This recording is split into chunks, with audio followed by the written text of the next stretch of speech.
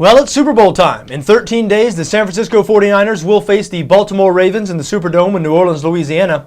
Over the next 2 weeks here at BETDAQ NFL, we'll be looking at this game from every conceivable angle. And of course, we won't be alone. The Super Bowl is far and away the most covered American sporting event, and this year's game has a ready-made storyline.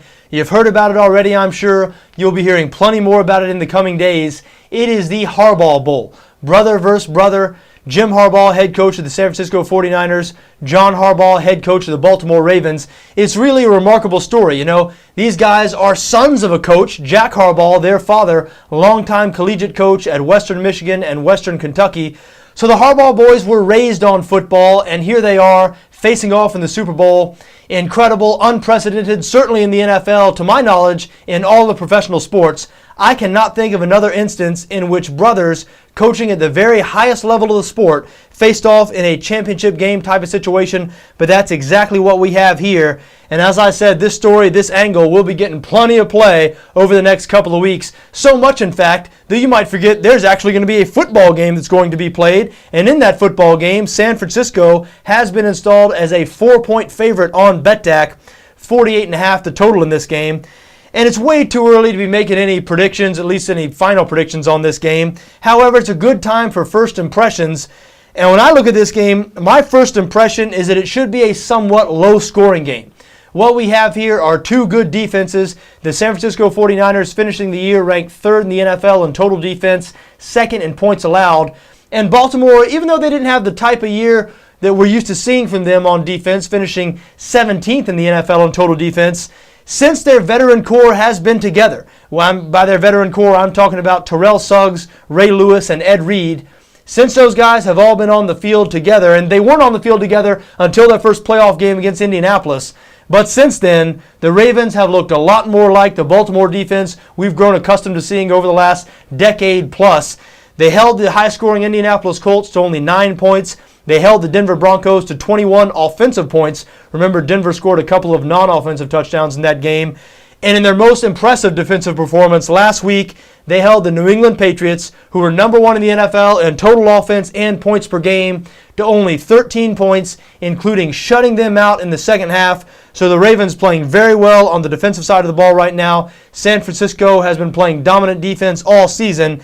And with an extra week to prepare for both these defenses, I think they're going to have a lot of success in this game against the offenses they're going up against. Now, the two offenses have been playing better lately, especially at the quarterback position. Let's start there.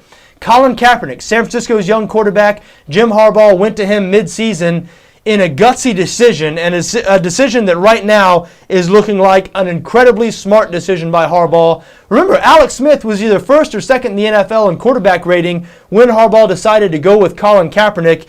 And Harbaugh's faith in Kaepernick has certainly been rewarded, especially in the postseason. I mean, the last 2 weeks, Kaepernick has outplayed Matt Ryan and Aaron Rodgers, two of the best quarterbacks in the NFL, and Kaepernick making his first two playoff starts. 2 weeks ago against Green Bay, that was his first playoff start, period.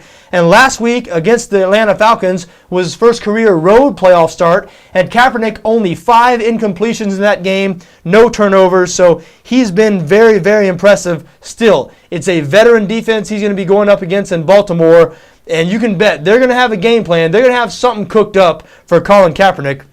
As far as the San Francisco 49ers go, facing the Baltimore Ravens, Joe Flacco has been playing much better football for the last couple of weeks. He was not playing well at the end of the regular season when Baltimore lost 4 of their final 5 games, but he outplayed Tom Brady a couple of days ago in Foxborough, threw for 331 yards against the Denver Broncos in that upset win. It's going to be tough sledding for Flacco, though, against this 49ers defense. I know the Broncos have a great defense, even though they did have some real lapses in the secondary in that game. But the other two defenses Flacco's faced in the playoffs, the Indianapolis Colts and the New England Patriots, not very good on the defensive side of the ball, at least statistically. Certainly nothing compared to what he's going to see from San Francisco. So I think it's going to be tough sledding for both of these offenses. And when I first saw the total 48.5, that strikes me as a little high. However, this is the time we mentioned that since Colin Kaepernick has taken over at quarterback for San Francisco, 10 games now, he's been the starting quarterback. The over is 9-1 in those games. In the 8 games before Kaepernick took over, the under was 5-2-1 in San Francisco's game. So it certainly appears as though Kaepernick alone has caused a significant change in 49ers point totals. And you look at it a little closer, and the offense is averaging more than 5 points per game more with Kaepernick under center. But the defense is also giving up more points. Now, is that just coincidental, or is it because the 49ers are not doing quite as well as far as time of possession goes under Kaepernick? Who knows? Probably a little bit of both. However, you should be warned, if you are going to make an under bet in this game, you will be bucking a powerful trend. Now, as far as who's going to win this game, way too early to call. I do think the Ravens have a legitimate chance. They can be backed at 266 on the money line right now on BETDAQ. But it's too early to make any calls. The 49ers are the betting favorite, as we mentioned. However, a prognosticator who's had a lot of success picking the winner in recent Super Bowls has already made their prediction.